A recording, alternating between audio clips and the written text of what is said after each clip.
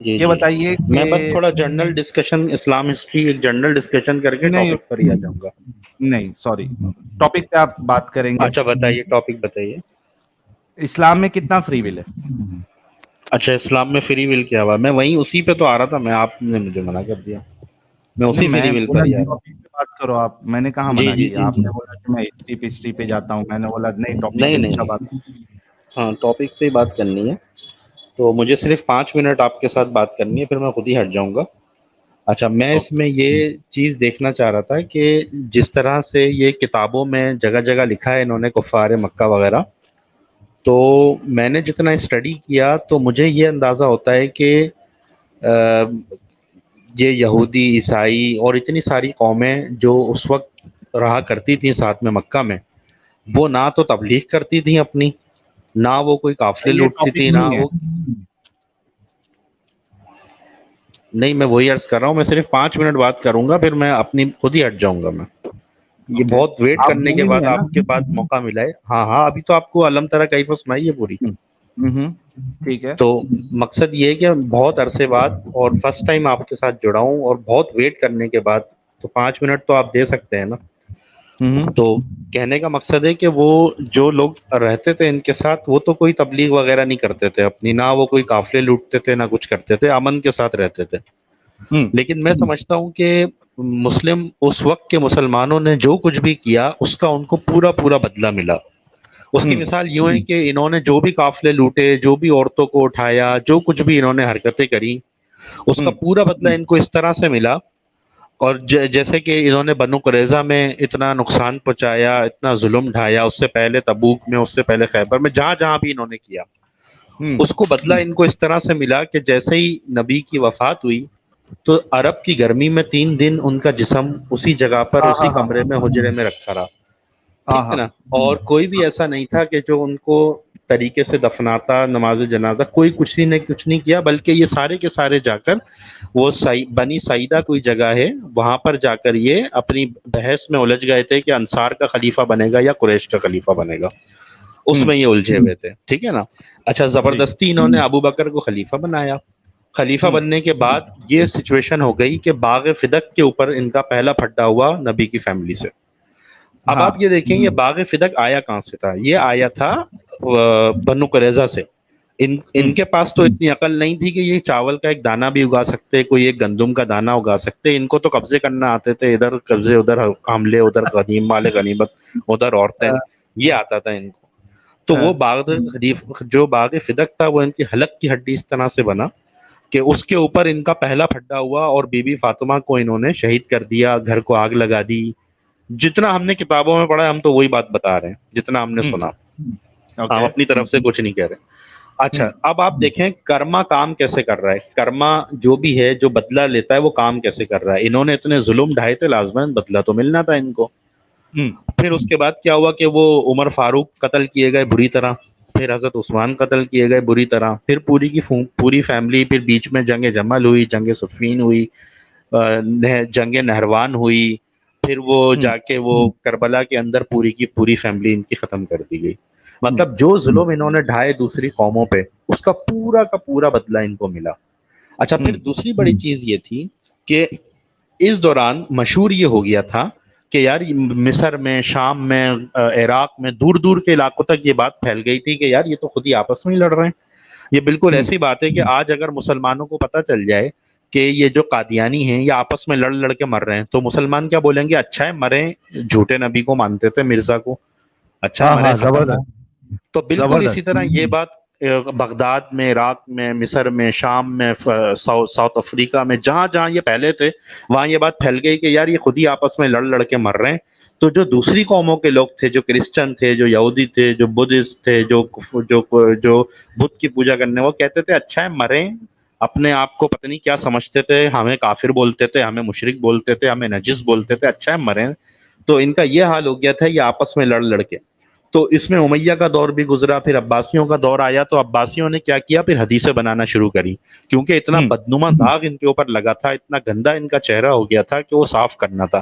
تو اس نے حدیثیں بنائی, بھائی مسلمان بھائی ہوتا ہے, ایک دوسرے کی جان و مال حرام ہے, اس طرح کی الٹی سیدھی حدیثیں انہوں نے خوب بنائی کہ کسی طرح ایک محبت دوبارہ سے پیدا کی جائے جو جس میں یہ بری طرح ناکام ہوئے. اس کا رزلٹ یہ نکلا کہ مختلف فرقے بننا شروع ہوئے, فرقے فرقے فرقے, پھر معتزلہ, پھر فلانا پھر فلانا. تو کہنے کا مقصد ہے کہ جیسے آپ ابھی بات کر رہے تھے نا تھوڑی دیر پہلے کہ یہ تو آپس میں فرقوں میں بٹے ہوئے ہیں, یہ ایک کب ہیں, تو میں آپ کو یہ بتا رہا ہوں کہ انہوں نے جو ظلم و ستم ڈھائے غیر قوموں کے اوپر, آیتیں بنا بنا کے لانا, پھر ان کی اس طرح کی تعویلیں پیش کرنا, تو وہ کمرے میں جاتے تھے آیتیں بنا کے لے آتے تھے فوراً, تو اس رزلٹ یہ نکلا کہ یہ آپس میں لڑ لڑ کے مرنا شروع ہو گئے. مقصد یہ بتانے کا ہے آپ کا کہ اچھا سکون اس کے بعد بھی نہیں ملا, اس کے بعد کیا ہوا کہ پھر وہ اسلام صرف ایک پوائنٹ. اچھا آپ ان لوگوں کی باتیں کر رہے ہیں جن کے بارے میں رسول اللہ نے یہ کہا تھا کہ یہ بہترین, سر یہ عباسیوں نے بعد میں بنائی ہے, میں آپ سے وہی تو عرض کر رہا ہوں, یہ ساری عباسیوں نے یہ چیزیں بعد میں گڑی کہ ہم قرون اولا والے ہیں, ہم تو دنیا کے سب سے اچھے ہیں, ہم تو چاند ستارے ہیں, ہم تو فلانا ہیں, تاکہ جو نئے مسلمان ہو رہے تھے, جو نئی نسل تھی, ان کو یہ بتایا جائے کہ نہیں بھائی وہ ان کا تھوڑا بہت آپس کا اختلاف تھا, لیکن اصل میں تو مسلمان بہت اچھے ہوتے ہیں, صحابی بہت اچھے ہوتے ہیں. یہ تو بعد میں گڑی گئی ہیں چیزیں, یہ تو چالاکی دیکھیے, اس میں بھی چالاکی دیکھیے, جو پھر بعد میں جو علماء آئے اور جو آج کے ہمارے علماء ہیں ان کی چالاکی دیکھیے کہ وہ کہتے ہیں ہم سکوت اختیار کرتے ہیں, ہم یہ نہیں کہتے کہ کون صحابہ غلطی پہ ہے کون حق پہ, ہم سکوت اختیار کرتے. ارے بھائی وہاں جہاں جانے چلی گئی ختم ہو گئے. میں آپ کو ایک بات بتاؤں, نبی جب حیات تھے نا, زندہ تھے, اس وقت انہوں نے جتنے بھی غزوہ کیے, جتنے بھی انہوں نے غزوہ اور جو جنگیں لڑی, اس میں انہوں نے کتنا بندہ مارا ہوگا, 10,000 20,000. حقیقت یہ ہے کہ اس سے زیادہ ان کے اپنے صحابی مرے, کہیں تعاون کی بیماری میں مر گئے, کہیں جنگ جمل میں اتنے صحابی مر گئے, کہیں اس میں اتنے مر گئے, صفین میں مر گئے, نہر, بلکہ وہ خانے کعبہ پہ تو کوئی پتہ نہیں کتنے ہزار حج کر رہے تھے لوگ, وہ اسی وقت گھسا تھا, اس کی فوج گھسی تھی زیاد کی کس کی, اس نے خانے کعبہ بھی توڑ دیا تھا, آگ لگا دی تھی, کتنے حج کرنے والوں کو قتل کر دیا تھا وہیں پہ, اور پتھر نکال کے لے گیا تھا. ابو مطاہر تھا کون تھا, اور اس نے جا کے وہاں ابو طاہر, اور غلط طریقے سے اس پتھر کا استعمال کیا تھا. تو سر یہ جب اس کے اندر 360 بت رکھے ہوئے تھے تو اللہ نے وہ بابیل بھیج دیے تھے, جب اس میں بت نہیں تھے تو اس کا ایسا بیڑا غرق ہوا, اس کا تو حشر ہی خراب ہو گیا تھا. تو کہنے کا مقصد صرف یہ ہے کہ ان کی ہسٹری کو آپ تھوڑا سا مختلف انداز سے پڑھیں. جب آپ مختلف انداز سے پڑھیں گے نا تو آپ کو نظر آئے گا کہ ظلم و ستم کا پورا بدلہ ان کو ملا جو انہوں نے حرکتیں کری, اور بعد تک ملتا رہا, مطلب وہ ختم نہیں ہوا.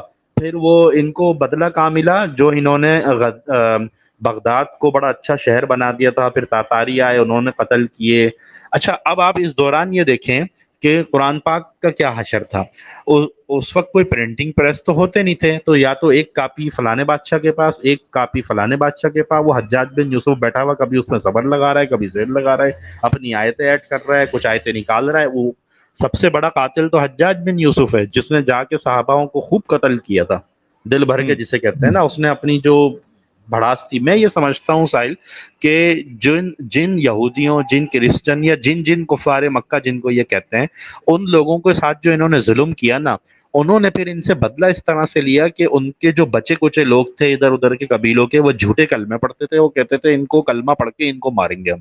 وہ ان کے اندر آتے تھے, الٹی سیدھی حدیثیں بیان کرتے تھے, ادھر کا واقعہ ادھر, ادھر کی بات ادھر, ادھر کی چیز ادھر, اور ان کو آپس میں لڑانا, ان کو ختم کر دیا انہوں نے اندر. اس بدلہ لینے کا اس کے علاوہ کوئی طریقہ ہی نہیں تھا ان لوگوں سے, تو انہوں نے اس کا خوب فائدہ اٹھایا. انہوں نے ایسے ہی جھوٹے کلمے پڑھے, کوئی مسجد کا امام بن گیا, کوئی گورنر کی سیٹ پہ بیٹھ گیا, کوئی کہیں بیٹھ گیا. اس نے جتنا نقصان وہ پہنچا سکتا تھا, اس کو لازماً اپنی فیملی کا بدلہ لینا تھا, اپنے خاندان کا, اپنے قبیلے کا بدلہ لینا تھا, اور وہ اسی طرح لے سکتا تھا. تو یہ میں مختصر بس یہ بات تھی جو کرنے کی, باقی لوگ خود ہی کڑیاں ملاتے چلے جائیں, سمجھ میں آتا چلا جائے.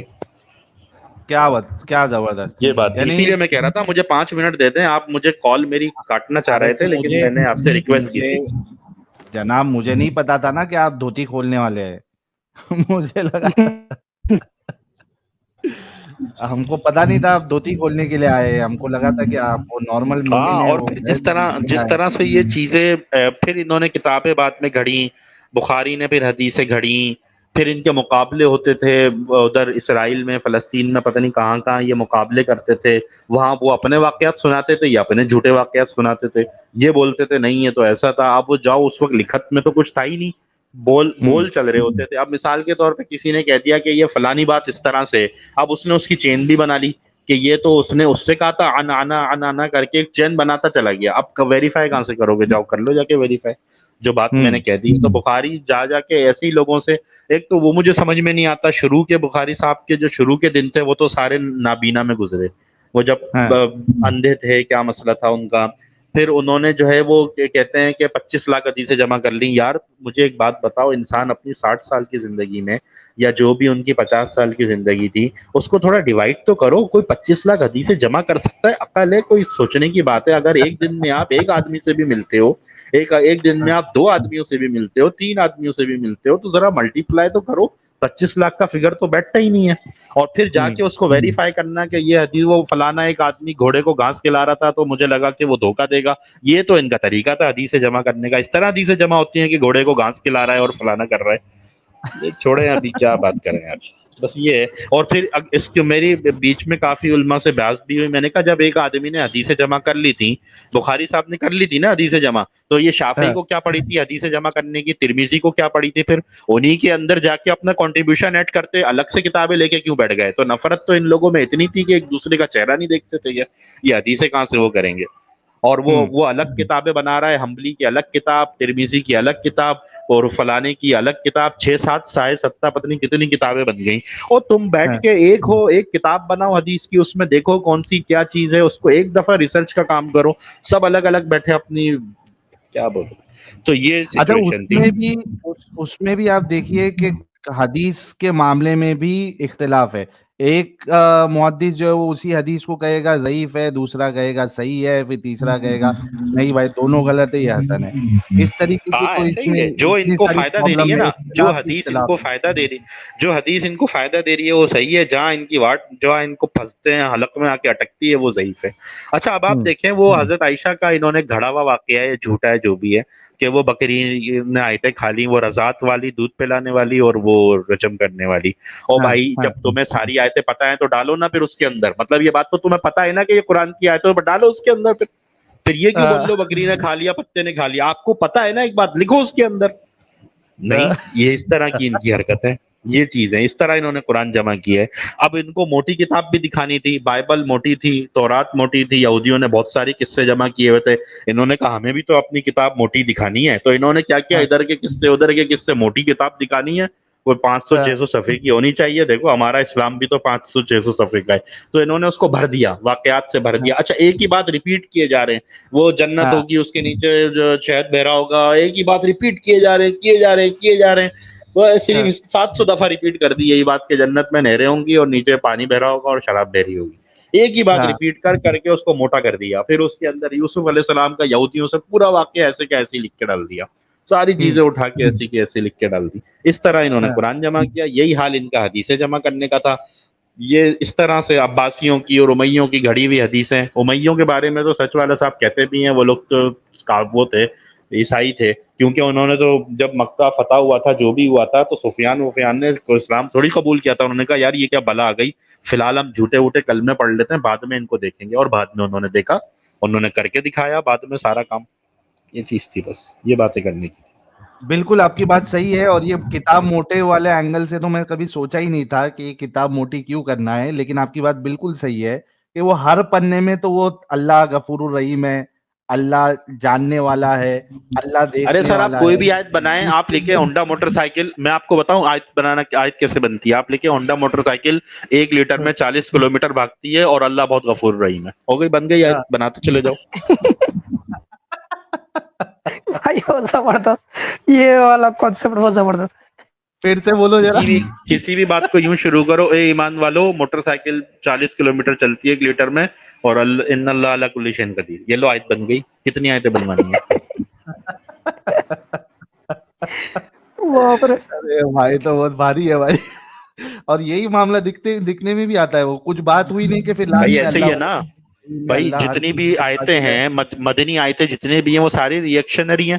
وہ طلحہ بن زبیر نے کہہ دیا آپ کے انتقال کے بعد میں عائشہ سے شادی کروں گا, جو ان کا کزن تھا, ابی بکر نام تھا, کیا نام تھا, تو وہ جلدی سے گئے, نہیں تمہاری ماں ہے, پاگل ہو گیا, تیری ماں کے برابر ہی ہے.